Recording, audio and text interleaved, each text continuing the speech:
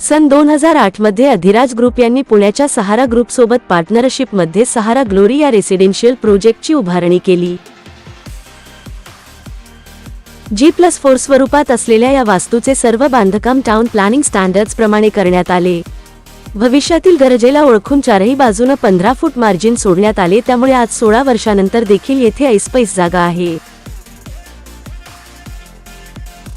अद्ययावत तंत्रज्ञान वापरून अतिशय दर्जेदार बांधकाम केल्याने या प्रोजेक्टला उत्तम प्रतिसाद मिळाला।